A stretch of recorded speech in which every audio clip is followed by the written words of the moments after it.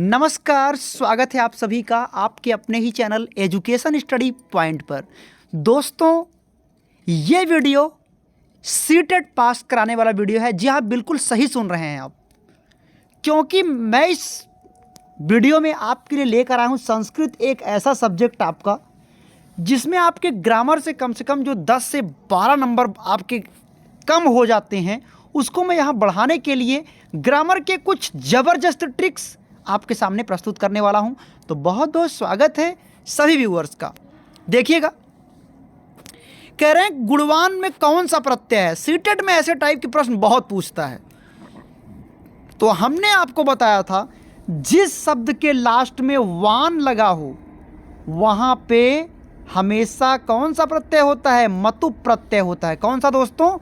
मतुप प्रत्यय होता है। अगर लास्ट में वान लगा हो या वती लगा हो या वत लगा हो, जैसे गुणवान या गुणवती या गुणवत, तो जानिएगा मतुप प्रत्यय होगा।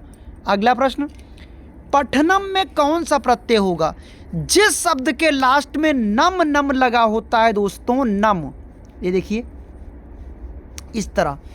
तो जिस शब्द के लास्ट में नम नम लगा होता है, जैसे पठनम, चलनम, गमनम, तो दोस्तों वहाँ पे हमेशा ल्युट प्रत्यय होता है। विश्वास नहीं होगा तो कोई आप प्रैक्टिस से उठा लीजिएगा और इस ट्रिक को ज़रूर फॉलो करके देखिएगा।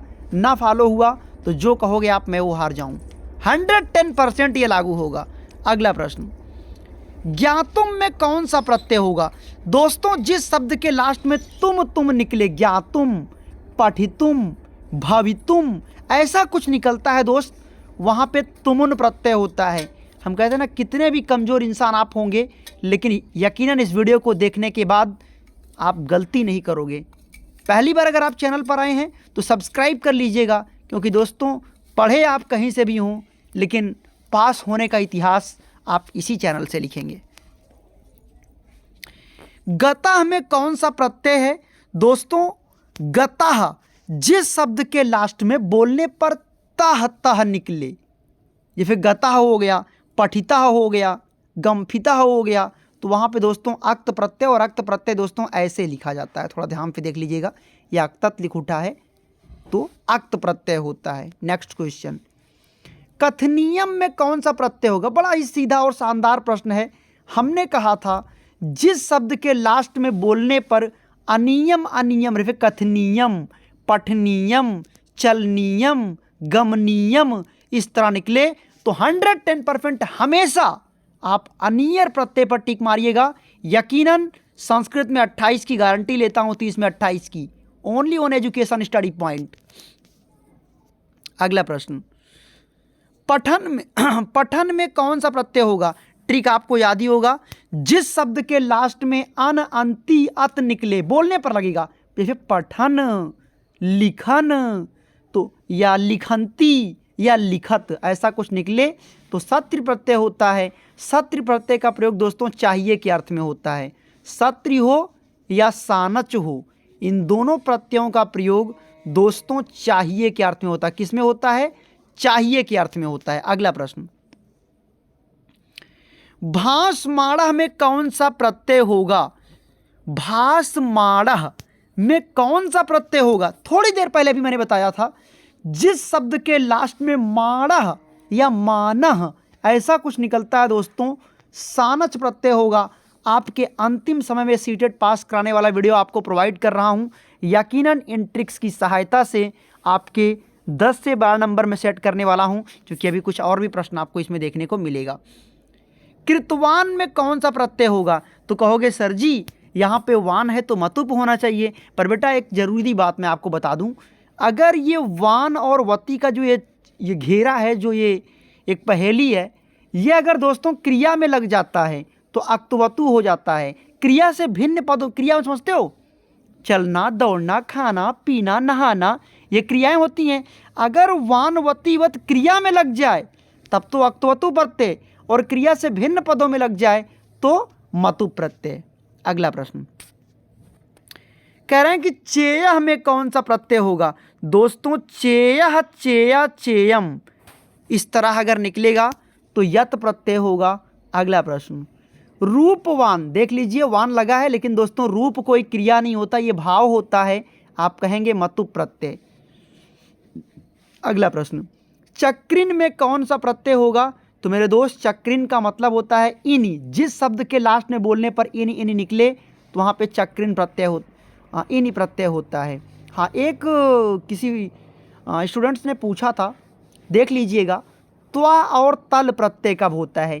दोस्तों त्वा प्रत्यय तब होता है जब लास्ट में त्वा खुद होगा, जैसे गुरुत्व, ठीक है, गुरुत्व, प्रभुत्व, समझ रहे हैं? तो लास्ट में दोस्तों ये खुद त्वा होगा, तो त्वा प्रत्यय। और तल प्रत्यय तब होगा जब किसी शब्द के लास्ट में ता निकले। सुंदरता, अनैतिकता, राजनैतिकता, अलौकिक नहीं, अलौकिक नहीं, यानी जिस शब्द के लास्ट में ता निकले वहाँ पे तल प्रत्यय होता है। अगला, रा का उच्चारण स्थान क्या होगा? रा का मतलब होता है ऋतु रफाड़ा मूर्धा, यानी मूर्धा। जिसने फार्मूला याद किया होगा यकीनन वो बेहतर करेगा, नहीं याद किए हो बेहतर कहाँ से होगा। तालु का आप जानते हो, इचु ऐसा नाम तालु, और कंठ का अकुह विसर्जनीय नाम कंठः। प्रयत्नों की संख्या कितनी होती है मेरे दोस्त? तो प्रयत्नों की संख्या आप सब लोग जानते हो। प्रयत्नों की संख्या जो होती है वो कितनी होती है?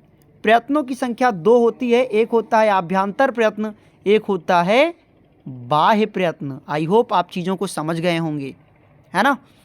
चलिए नेक्स्ट क्वेश्चन, समृद्ध प्रत्याहार में कौन से वर्ड आते हैं? कमेंट करके आप खुद बताइएगा। चलिए हम बता देते हैं, समृद्ध में आ आता है। अगला प्रश्न, बाह्य प्रयत्नों की संख्या कितनी होती है? तो दोस्तों बाह्य प्रयत्नों की संख्या 11 होती है। अगला, सवर्ण संज्ञा का सूत्र क्या होता है? दोस्तों सवर्ण संज्ञा का सूत्र होता है हलो अनंतरः संयोगा। सवर्ण में सा है तो जहाँ लास्ट में ये सा निकलेगा आप कह दीजिएगा उसमें क्या होगा?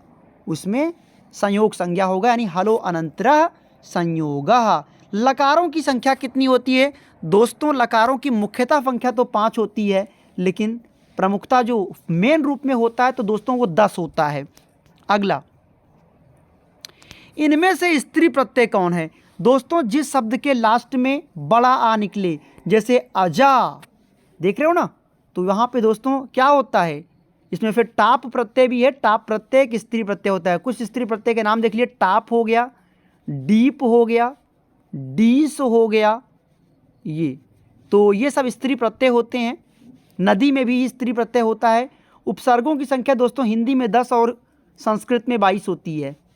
कारक कितने होते हैं? दोस्तों कारक जो होते हैं हिंदी में 8 और संस्कृत में 6 होते हैं, ये जानते रहिए। विभक्तियों की संख्या दोस्तों 7 होती है।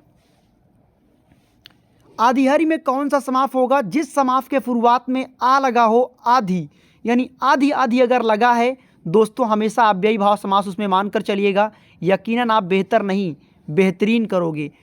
उपगंगम, जिस समास के शुरुआत में उप लगा होता है उसमें हमेशा बहुब्रीहि समास होता है, यानी गंगा या समीपम, यानी कोई नहीं पे मारिए, सॉरी उसमें अव्ययी भाव होता है, कोई नहीं पे मारिएगा आप, अव्ययी भाव समास होता है। अगला, अतिनिद्रम, फिर अतिनिद्रम है, यानी कि जिस समास के शुरुआत में अति होता है वहाँ पर भी अव्ययी भाव समाफी होता है, यानी निद्रा संप्रति ना युज्यते। अगला, नीत्वा में कौन सा प्रत्यय होगा? दोस्तों नीत्वा में अक्त्वा प्रत्यय होगा, डैट मीन्स 24 का ऑप्शन नंबर ए। स्वागतम में कौन सा संधि होगा? दोस्तों पहचानने का सबसे बेहतर तरीका हमने संधि को बताया हुआ है, लास्ट का वर्ड की ओर पकड़े, से स्वागतम है ना। किसी भी संधि को आप जानना चाहते हो केवल लास्ट के वर्ड को पकड़ो, और लास्ट के वर्ड में आपको क्या दिया गया है? लास्ट का वर्ड आपको दिया गया है ये वा। वा किस में होता है? यड़ संधि में होता है, या व र ला, यानी इसमें यड़ संधि हो जाएगा। ममयो में कौन सी संधि होगी? दोस्तों ममयो थोड़ा सा गलत लिखा हुआ है, ममयो ऐसे होगा मम धन एव। तो जिस समास के बीच में हमेशा ये डबल अक्षर लगा होता है, ये या ए या ए ऐसा हो, हमेशा वहाँ पे वृद्धि संधि होता है। इसका फार्मूला होगा वृद्धि रेची। अन्वया किसको नहीं पता है? यड़ संधि, बीच में वाह है ना, अनुधन अयह। अगला, मध्वर में वाह है ना, यानी यहाँ पर भी यड़ संधि होगा, मधु प्लस अरि।